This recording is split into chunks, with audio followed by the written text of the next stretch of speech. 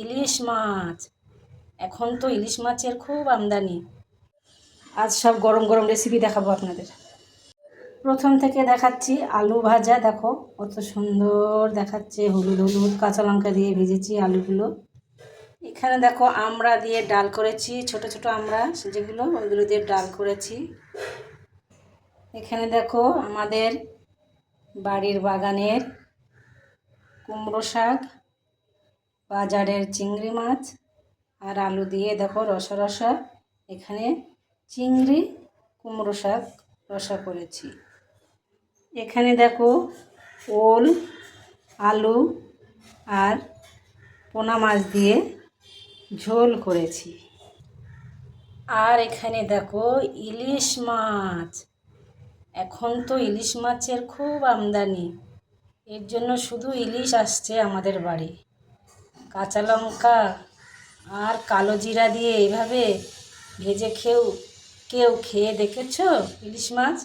গরম গরম ভাতের সঙ্গে ইলিশ মাছ কালো জিরা কাঁচা লঙ্কা দিয়ে ভেজে হালকা করে ভাজতে হবে, হেভি টেস্ট। আর কিছু খেতে মন চাইবে না, শুধু মনে হবে ইলিশ, গরম ভাতের সাথে শুধু ইলিশ খাই। তো এই হলো ইলিশ ভাজা, হালকা করে ভেজে রেখেছি। আর এই দেখো লাস্ট এখানে আম কেটে রেখেছি। এই আমগুলো কিন্তু খুব সুস্বাদু খেতে, হেভি টেস্টিও খেতে, কিন্তু আমি নাম জানি না, এটাই আমার দুঃখের বিষয়। দেখো হাঁড়িতে সাদা ভাত আছে। এই আমটা ওখানে কেটে রেখেছি, একটা কেটে রেখেছি আর এখানে আরেকটা আছে। তো এটা কি আম আমি তো জানি না, তোমরা জানলে একটু বলো তো ওটা কি আম, ঠিক আছে?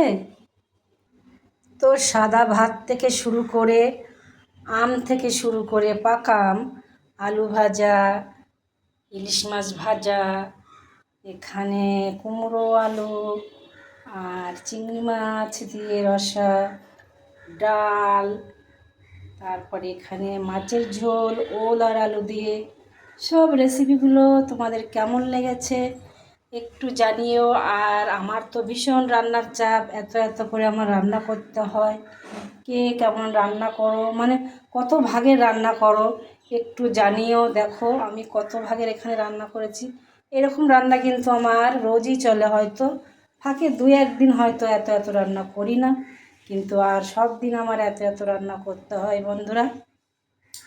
তো ঠিক আছে, সবাই ভালো থেকো, সুস্থ থেকো। আর আমার ভিডিওটা ভালো লাগলে একটা লাইক কমেন্ট করে দিও। আমি সেই তোমাদের কমেন্টটা ধরে তোমাদের বাড়ি গিয়ে তোমাদেরও আমি লাইক কমেন্ট দিয়ে আসবো। টাটা, সবাই ভালো থেকো।